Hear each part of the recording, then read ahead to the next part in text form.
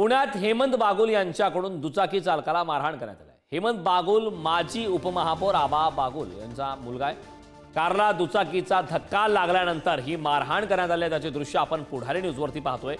एकमेकांविरोधात बंड garden police स्टेशनमध्ये तक्रारी दाखल करण्यात आल्यात। राजकीय दबावामुळे गुन्हा दाखल न झाल्याचा तरुणाचा आरोप आहे। मात्र हे दृश्य आपण पाहतोय, एकमेकांविरोधात पोलीस स्टेशनमध्ये तक्रार दाखल करण्यात आलेली आहे। राजकीय दबावामुळे गुन्हा दाखल झाला आतापर्यंत झाला नाही असा प्रकारचा आरोप करण्यात आला आहे। पुण्यात हेमंत बागुल याच्याकडून दुचाकी चालकाला मारहाण करण्यात आली आहे। तर हेमंत बागुल हे माजी उपमहापौर आबा बागुल यांचा मुलगा आहे। कारला दुचाकीचा धक्का लागल्यानंतर ही मारहाण करण्यात आली आहे। एकमेकांविरोधात गुन्हा देखील दाखल करण्यात आला। एकमेकांविरोधात तक्रार दाखल करण्यात आली, मात्र राजकीय दबावामुळे गुन्हा दाखल न झाल्याचा तरुणाचा आरोप आहे। या संदर्भात ताजे अपडेट देण्यासाठी आपले प्रतिनिधी बालाजी पोद्दार आपल्यासोबत जोडले। बालाजी, खरं तर आपण पुढारी न्यूजवरती ही दृश्य पाहतोय। यावेळी मारहाण करण्यात आलेली आहे। हेमंत बागुल माजी उपमहापौर आबा बागुल यांचा मुलगा आहे आणि त्यानंतर राजकीय दबावामुळे आतापर्यंत गुन्हा दाखल झाला नाही अशी माहिती मिळते आहे। काय या घटनेसंदर्भात सविस्तर माहिती? नेमकी मारहाण का झाली?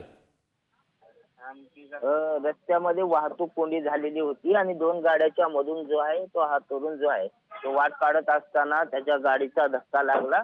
माजी उपमहापौर आबा बागुल यांचा मुलगा जो आहे तो हेमंत बागुल तो त्यावेळेस गाडीतून उतरला आणि त्याने त्याच्या गाडीला धक्का लागला म्हणून त्या मुलाला मारहाण केलेली आहे। ते आपण सीसीटीव्ही मध्ये पाहतोय।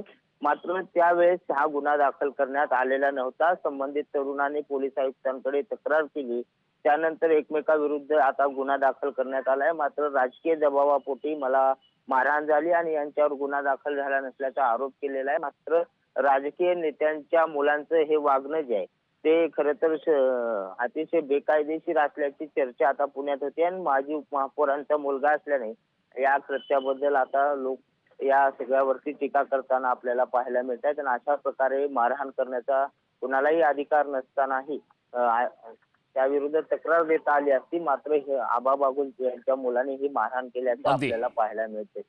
नक्कीच बालाजी, खूप खूप धन्यवाद या सविस्तर अशा माहितीबद्दल।